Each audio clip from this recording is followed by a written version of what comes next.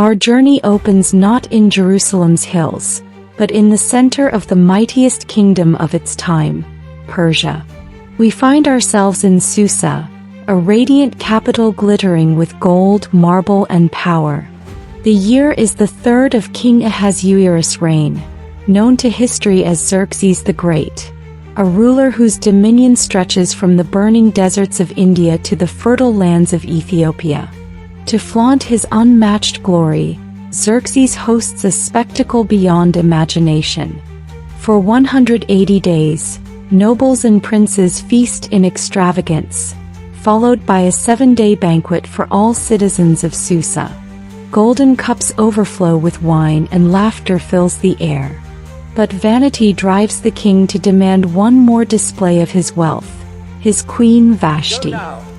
He orders her to appear before his guests, wearing her crown so they may marvel at her beauty. But Vashti refuses. Dignity burns brighter in her than fear. She will not be paraded like a trophy. The king, humiliated before his nobles, burns with anger. His advisors warn him that such defiance could ignite rebellion among women across the empire. And so Vashti is cast aside, her title stripped. A new queen must be found. In another quarter of Susa, among the exiled Jews, lives a young woman named Hadassah. Her name means myrtle tree, a quiet symbol of faith and renewal. Orphaned at a young age, she was raised by her cousin Mordecai, a kind, devout man who taught her to trust the unseen hand of God. Hadassah's beauty was matched only by her wisdom and gentle spirit. When the royal decree summons all beautiful maidens to the palace, Mordecai knows Hadassah will be chosen. With sorrow and faith mingling in his heart, he cautions her, "Reveal nothing of your family or your people." In Persia, being a Jew could bring danger. From that day she would be known by her Persian name, Esther, meaning star.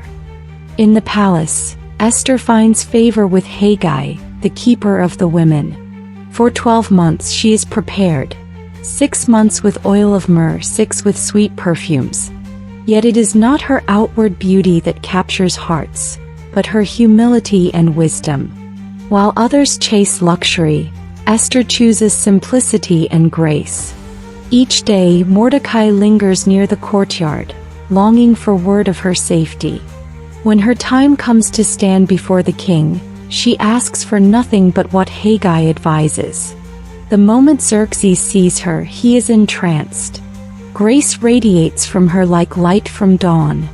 He crowns her queen and joy floods the palace. A royal feast is declared across the empire. The orphaned exile becomes Esther, queen of Persia. But darkness brews behind the walls of power. A man named Haman, vain, cruel, and consumed by pride, is elevated to the king's highest office. All are ordered to bow before him. Mordecai refuses. His knees bend only to God. Insulted and furious, Haman vows not only to destroy Mordecai but every Jew within the empire. Deceit drips from Haman's tongue as he persuades the king. There is a people scattered among your provinces whose laws differ from ours. They defy your decrees. It is not fitting to let them live. The king, indifferent and careless, grants his signet ring. The decree is sealed. On the 13th day of Adar, every Jew shall perish. The city falls into mourning. Ashes, tears, and prayers fill the streets. Mordecai dons sackcloth and wails before the palace gates. When Esther hears of it, she is stricken with grief. Mordecai urges her to go before the king, to plead for her people. Esther trembles. "All know the law," she says. "Whoever approaches the king uninvited shall die unless he extends the golden scepter. And he has not summoned me for 30 days. Then comes Mordecai's immortal reply, "Do not think you will escape in the king's house. If you remain silent, deliverance will come from elsewhere, but you and your father's house will perish. And who knows? Perhaps you were born for such a time as this." The words pierce her heart. Fear turns to faith. Go, she commands, gather the Jews of Susa and fast for me. Do not eat or drink for 3 days. I and my servants will do the same. Then I will go to the king, though it is against the law. And if I perish, I perish. 3 days of fasting. 3 nights of prayer.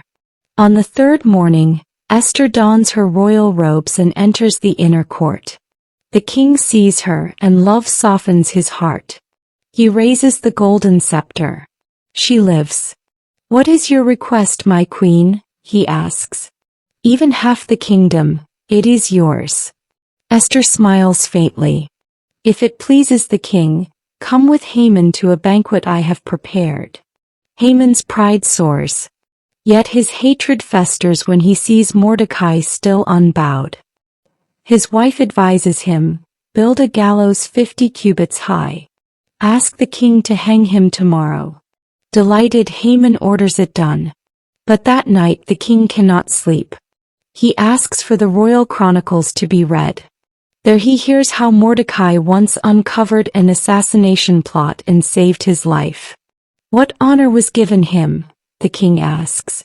None, his servants reply.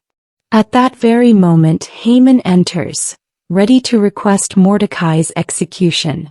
The king, unaware of his intent, asks, what should be done for the man the king delights to honor? Haman, blinded by vanity, imagines himself. Let him wear the king's robe, ride the king's horse, and be led through the city by a noble prince, proclaimed with glory. Excellent, says the king. Do that for Mordecai the Jew. Haman's soul collapses. He must honor the very man he sought to kill. Humiliated, he leads Mordecai through the streets, shouting praises he cannot bear to hear.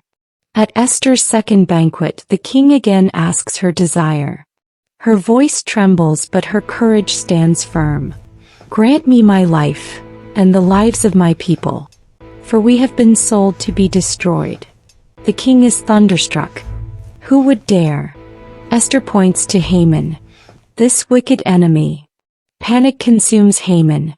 The king storms into the garden, then returns to see Haman falling before Esther's couch.